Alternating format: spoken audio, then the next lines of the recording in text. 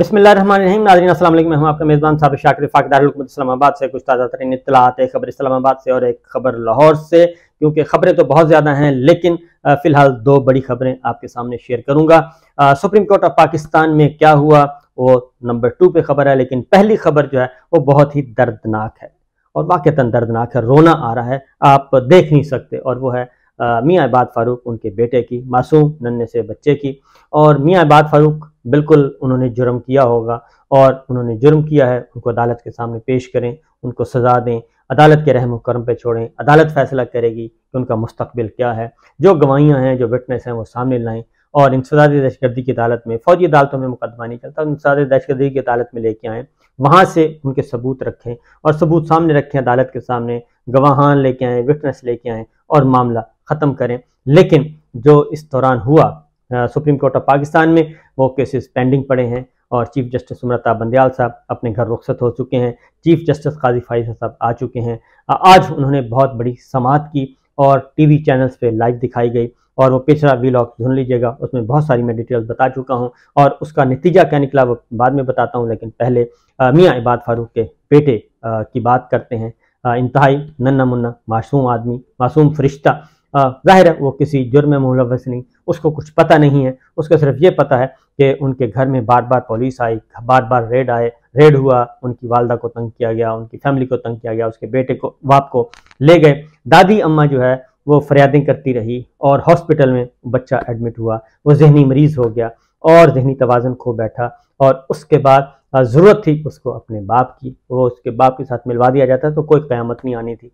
और उनके जुर्म अपनी जगह पे है, लेकिन हर किसी के हुकूक हैं। एक कैदी के भी हुकूक हैं, एक मुजरिम के भी हुकूक हैं, एक मुल्ज़म के भी हुकूक हैं और बुनियादी इंसानी हुकूक इसीलिए कहते हैं। लेकिन हमने बुनियादी इंसानी हुकूक को पिछले 16 महीनों में इस तरीके से बर्बाद किया है कि आप तसव्वुर नहीं कर सकते। और दुनिया पहली दफ़ा, पाकिस्तान को पहली दफ़ा अक़वाम मुत्तहिदा में इसराइल के सामने एम्बैरस होना पड़ा है और नदामत का सामना करना पड़ा है कि उन्होंने कहा कि जनाब आप अपने घर के मामलात सीधे करें, आप किस मुंह से हमारे पाकिस्तान से उठ कर आते हैं, इस्लामाबाद से, और यहाँ आके आप हम पे उंगलियां उठाते हैं। और यही हाल दिल्ली ने कहा और दिल्ली भी यही कहता है कि जनाब आप अपने घर में देखें, आप ये अखबारात और ये मीडिया और ये सारा कुछ रिपोर्ट हो रहा है, ये तस्वीरें हैं, ये इंटरनेशनल मीडिया, आलमी ज़राए इब्लाग, आलमी इदारे, आलमी इंसानी हकूक़ की तंजीमें आपके बारे में ये कह रही हैं, तो आप किस मुंह से आप हमारे पे तनकीद करते हैं। इसलिए आप अपने घर जाएं और अपने घर में जाके ये सारे काम करें। ये जो इल्ज़ामात हम पे लगाए हैं, इससे कहीं ज़्यादा इल्ज़ामात आप पे लग चुके हैं। ये पिछले 16 महीनों की कहानी है और बदकिस्मती से ये कहानी रुकी नहीं है। निगरान आ गए, पहले 15 जमाती हुक्मरान इत्तेहाद था, उनके दौर में ये होता रहा और उसके बाद निगरान आ गए और निगरान के दौर में भी यही हो रहा है।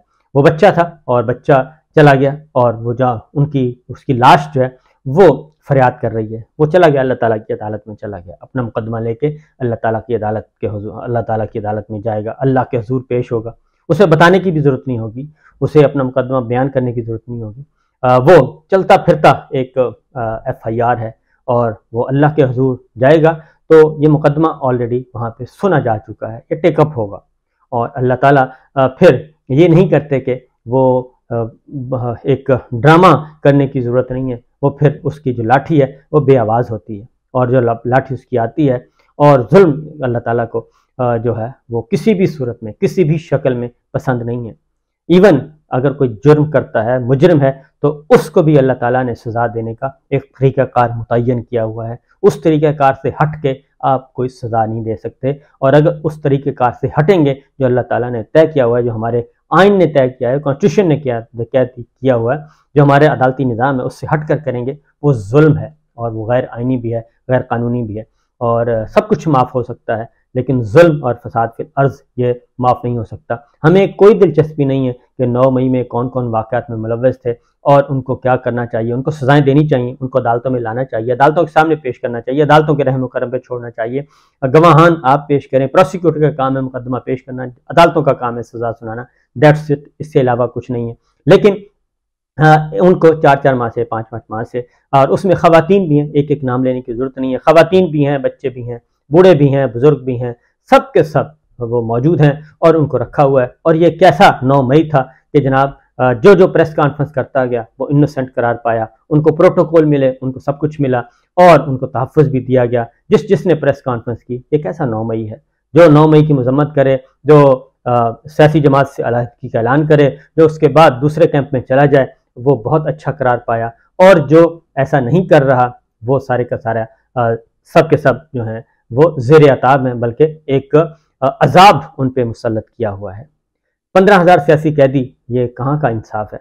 जिन लोगों ने जुर्म किया उनको बार बार कहा जा रहा है कि उनको लाएं और जाके उनको सजाएं दिलवाएं, बात खत्म करें, लेकिन वो सुप्रीम कोर्ट में भी वो मामला पेंडिंग है और फौजी अदालतों में सिविलियंस का trial chief justice Umar Bandial साहब चले गए और अभी जस्टिस काजी फाइज साहब आ चुके हैं। वो क्या सलूक करते हैं कुछ पता नहीं, लेकिन ये मामला जो है ये कानूनी से, आईनी और कानूनी से ज़्यादा अब ये बन चुका है, एक इंसाफ का मामला बन चुका है, ये मुआशरती मसला बन चुका है, ये बुनियादी इंसानी हकूक़ का मसला बन चुका है। और माँ दादी अम्मा जो है बेचारी फिरती रहीं, लेकिन वो बच्चा चला गया और बच्चा जहनी मरीज़ होकर चला गया। इस तरीके से बहुत से बेशुमार लोग हैं जो ये इस जुल्म का शिकार हैं। मेरा ख्याल है कि चीफ जस्टिस ऑफ पाकिस्तान और तमाम ऑनरेबल जजेस को और साथ ही साथ हाई कोर्ट्स के तमाम चीफ जस्टिस साहिबान और जजेस को और पॉलिटिकल पार्टीज़ को भी ज़रा सोचना चाहिए कि वो क्या कर रही हैं। और सबसे बढ़कर मैं फौजी क़यादत, अस्करी क़यादत से ये रिक्वेस्ट करूँगा कि खुदा के लिए वो इन चीज़ों को एड्रेस करें, खुदा के लिए इन चीज़ों को एड्रेस करें, क्योंकि अल्लाह ताला से बढ़कर कोई नहीं। हाकमियत सिर्फ अल्लाह ताला को है, अलैहिस्सलाहु बिअहकमिल हाकिमीन, इसमें कोई शक नहीं होना चाहिए किसी को भी। जो कुछ हो रहा है वो दुरुस्त नहीं है। वो पाकिस्तान इसलिए बिल्कुल हरगिज़ नहीं बना था और पाकिस्तान के बनाने वालों की मंशा और मर्जी भी ये नहीं थी, ना ही उनका मैनिफेस्टो ये था और ना ही पाकिस्तानियों ने कभी ये सोचा है। पाकिस्तानी कौम और इदारे जब भी मुत्तहिद हुए तो बड़ी से बड़ी कामयाबी हासिल की और हाल ही में माजी करीब की बात है कि पूरे मुल्क में कुर्बानियाँ दी गई दहशतगर्दी के खिलाफ जंग। जब दहशतगर्द जो है वो हमारे घर घर तक पहुँच चुके थे, कोई दारुल खिलाफा महफूज नहीं, कोई दारा महफूज नहीं था, कोई इमारत महफूज नहीं थी, वो जंग हमने जीती, मुत्तहिद होकर जीती और हर तबके ने उसमें साथ दिया। लेकिन जब कौम और इदारे तकसीम हों तो फिर मुल्क टूट जाते हैं और वो हमने देखा कि बहुत बड़ी फौज जो है वो भी नहीं बचा सकी थी मशरक़ी पाकिस्तान को अलहदगी से, और एक बदतरीन किस्म का जो है वो नदामत से भरपूर हमें सरेंडर करना पड़ा था। वो पूरी कौम के लिए, पूरी उम्मत मुस्लिमा के लिए एक नदामत है। तो इसलिए जनाब मेरा ख्याल है कि army chief general Asim Munir साहब को, chairman joint chiefs of staff committee general Sahir Shamshad Mirza साहब को और DGISI lieutenant general Nadeem Anjum साहब को और पाक बहरिया के सरबराह, पाक फ़िज़ाइया के सरबराह, इन सब को बैठना चाहिए। CDS हैं, जनरल सईद हैं, उनको भी सोचना चाहिए। सारे बैठें, आपस में मिल बैठ के देखें कि ये हम किस तरफ जा रहे हैं, मुल्क का क्या कसूर है, कौम का क्या कसूर है, और ये जो भी इस वक्त खिचड़ी पक रही है पाकिस्तान में, ये पाकिस्तान को बर्बाद कर देगी, पाकिस्तान को अंदर से अंदर जला रही है। पाकिस्तानी अंदर बैठे हैं, मुल्क में बैठे हैं या बैरून मुल्क बैठे हैं, वो सब बहुत उन सबको तशवीश है, दर्द, कर्ब है, कर्ब। क्योंकि मैं खुद भी तकरीबन 1.5 साल से ज़्यादा हो गया, मैं खुद एक जलावतनी की ज़िंदगी गुजार रहा हूँ। जहाँ भी जाता हूँ, जो सिचुएशन मैं फेस करता हूँ और लोग किस तरीके से तकलीफ़ में मुब्तला हैं पाकिस्तान के बारे में, वो मुझे पता है, या मेरे अल्लाह ताला को पता है, और वो सिर्फ देख रहे हैं। और सबसे बढ़कर मैं आप अस्करी क़यादत से कहूँगा कि मिलिट्री लीडरशिप इस पर गौर करे, सोचे, क्योंकि नफ़रतें बढ़ रही हैं और गुस्सा बढ़ रहा है, और नफ़रतें, गुस्से ये कम नहीं होते जल्दी, और ये ज़ख्म जो पड़ जाएँ ये मुंदमिल नहीं हो सकते। इसलिए इन ज़ख्मों को गहरा होने से पहले मुंदमिल करना चाहिए। और अगर हम कुलभूषण को मिला सकते हैं उसकी माँ के साथ, उसके बच्चों के साथ, उसकी बीवी के साथ, तो फिर क्या वजह है कि हम जो इस वक्त हमारे अपने हैं वो मुख्तलिफ़ अदालतों में पड़े हैं और मुख्तलिफ़ तहवील में हैं, फ़ौजी तहवील में हैं, गैर फ़ौजी तहवील में, जहाँ भी हैं। क्या वजह है कि कुलभूषण जैसा सलूक भी हम हुस्न सलूक, जो हुस्न सलूक हमने कुलभूषण के साथ किया वो हम अपने शहरियों के साथ नहीं कर सकते, उनके वर्षा के साथ नहीं कर सकते? क्या वजह है? हम अगर तालिबान जो कि जिन्होंने 20 साल पाकिस्तान के ख़िलाफ़ जंग लड़ी, उनके साथ अगर हम बैठ के बातचीत कर सकते हैं तो फिर इनके साथ क्यों नहीं बैठ के बातचीत कर सकते? क्या वजह है कि वो तमाम के तमाम लोग जो हैं वो जो उन एक यकजान दो कालिब थे, इदारों के साथ भी, और सारे मिलकर आपस में चल रहे थे? क्या वजह है कि ऐसी क्या कौन सी दुश्मनी आई है, ऐसा कौन सा जुर्म हुआ है कि वो सब के सब उनके साथ ऐसा सलूक किया जा रहा है कि उनको बुनियादी इंसानी हकूक़ तो दूर की बात है, आम हकूक़ भी मुयस्सर नहीं हैं।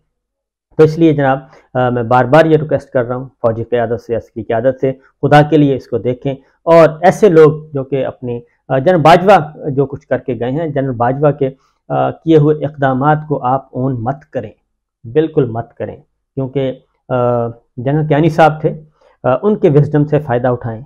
वो जनरल मुशर्रफ साहब के जितने भी मामला थे उनसे कोसों दूर हो गए थे, जनरल मुशर्रफ साहब से कोसों दूर हो गए थे जनरल कियानी साहब।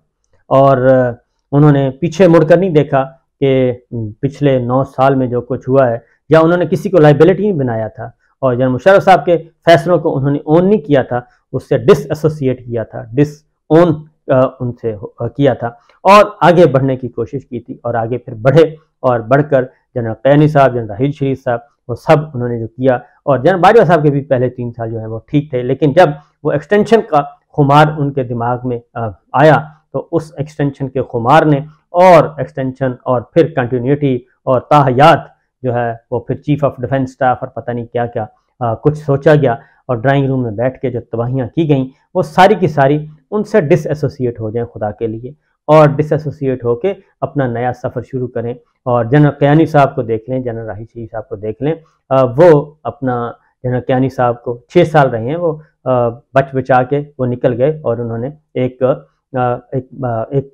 प्लान ऑफ एक्शन लेके आए थे, और वो कामयाबी से तसलसल से चलते रहे। तो बाजवा साहब के अगर फैसलों को आप अपने सीने से लगाएंगे, या उनको डिफेंड करेंगे, या फिर बड़ा नुकसान होगा, और नुकसान हो रहा है। इससे ज़्यादा नुकसान क्या हो सकता है कि हाँ, असल आपको मैं बुनियादी बात बताऊं, अस्करी क़यादत से मैं कहता हूं कि